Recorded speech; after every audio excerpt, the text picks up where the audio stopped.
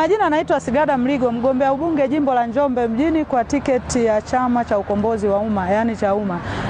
Jimbo hili lina kata 13. Miongoni mwa hizo kata 13 mjini kuna kata 3 tu.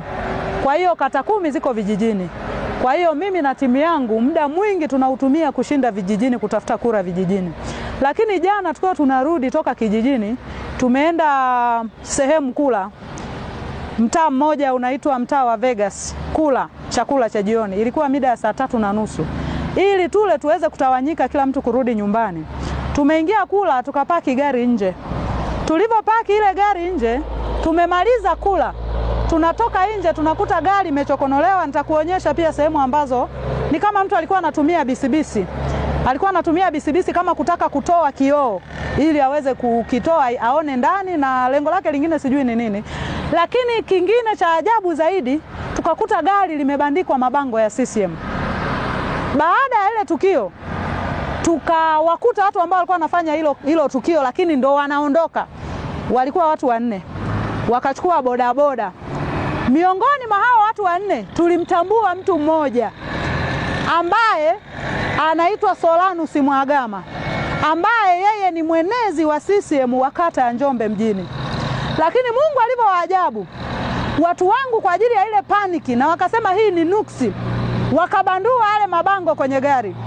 Wakiwa wanaendelea kubandua yale mabango kwenye gari, tunakutana na picha ambayo imetumwa na huyo Solanus kwenye grupu la uwanja wa siasa.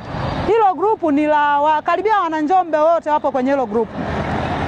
Baada ya kugundua kwamba aliyefanya hilo tukio ni huyo ambaye kweli tulimuona, lakini hakuishia hapo tu. Baada ya kutekeleza ile kazi yake, alipiga picha. Inaonekana kuna watu walimtuma kwamba ukishamaliza kubandika na kufanya huo uovu, piga picha. Akapiga picha, akatuma kwenye grupu la uwanja wa siasa. Na watu wote, lile grupu lina watu zaidi ya 700, watu wote waliomo kwenye lile grupu wameona hiyo picha. Issue sio haya mambo ninayozungumza. Issue ni kwamba serikali ya Chama cha Mapinduzi na wanachama wa CCM na viongozi na wagombea, yani wanaamini hii nchi ni ya kwao. Hiki kitendo ni jinai. Na mimi nimejiuliza maswali mawili.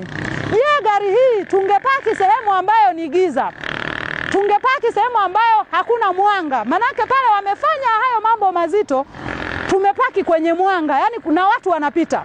Je, tungepaki sehemu ambayo hapana mwanga? Lakini pili, je, ningekuwa mimi nilikuwa kwenye hiyo gari wangenifanya nini?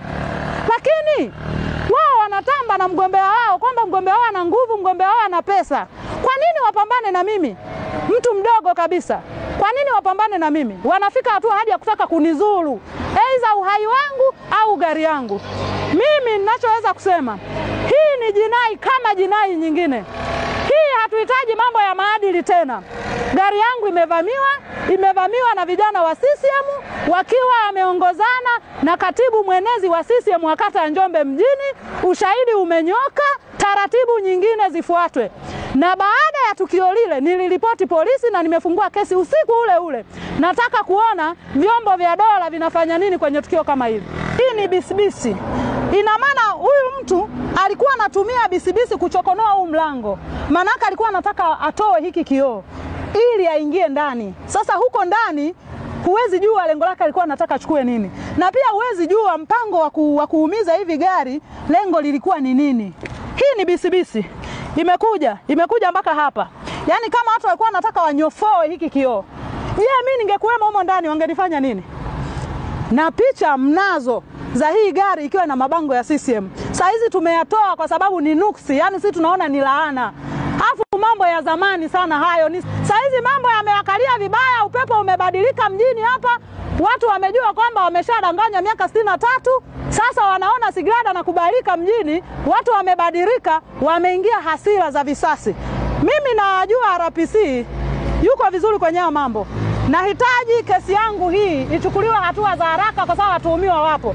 Na mpaka sasa hivi, licha ya kwamba nimefungua kesi jana, hakuna mtuhumiwa aliyeshikiliwa hata mmoja, wakati nimewataja kwa majina kwenye maelezo yangu. Wameanza kuniletea fujo mapema sana. Kabla hata ya uteuzi hatujateuliwa walianza kuleta fujo.